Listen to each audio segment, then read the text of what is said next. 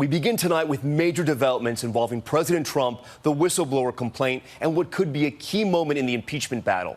Several allies of the president coming to his defense today and increasing pressure over that phone call with the head of Ukraine that has kickstarted the official impeachment inquiry. But Democrats say the investigation into whether the president abused his power by asking a foreign government to get dirt on a political opponent is moving forward and quickly. Tonight, House Intelligence Committee Chairman Adam Schiff says the whistleblower who shared the initial concern is ready to testify. The controversy has set up what could be a defining week for President Trump and the race for the White House. Here's ABC's David Wright. Today, the president's defenders fanned out. Salem witch trials have more due process than this. Lashing out at the impeachment inquiry. The president of the United States is the whistleblower, and this individual is a saboteur trying to undermine a democratically elected government. This weekend, the president himself tweeted a defiant White House video blasting the Democrats. They're trying to stop me because I'm fighting for you, and I'll never let that happen. We're moving forward with all speed, and that's really what's important here. One of the Democrats leading the congressional hearings, House Intelligence Committee Chair Adam Schiff, says the whistleblower who filed the initial complaint against the president is ready to testify, with precautions taken to preserve that person's identity. So when do you expect to hear from the whistleblower? Very soon. It will depend probably more on how quickly the Director of National Intelligence can complete the security clearance process for the whistleblower's lawyers, but we're ready to hear from the whistleblower as soon as that is done.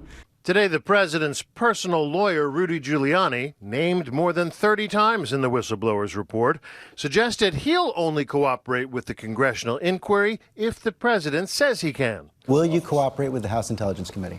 I wouldn't cooperate with Adam Schiff. If they put a neutral person in who hasn't prejudged the case, if they put someone in, a Democrat who hasn't expressed an opinion yet, Judge, so that's your answer. You're not going to cooperate. I didn't say that. I said I will consider it.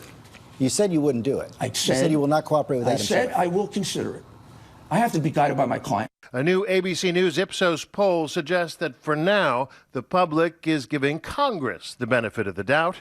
Asked how serious a problem is the allegation that Trump encouraged the Ukrainian president to investigate Joe Biden and his son in that July phone call, 43% said very serious. 20% said somewhat serious. Trump's former Homeland Security advisor Tom Bossert told This Week he's, quote, deeply disturbed by the phone call. It is a bad day and a bad week for this president and for this country if he is asking for political dirt on an opponent. Tonight, House Speaker Nancy Pelosi tells 60 Minutes the call is just part of the investigation. It's not just what happens in the call.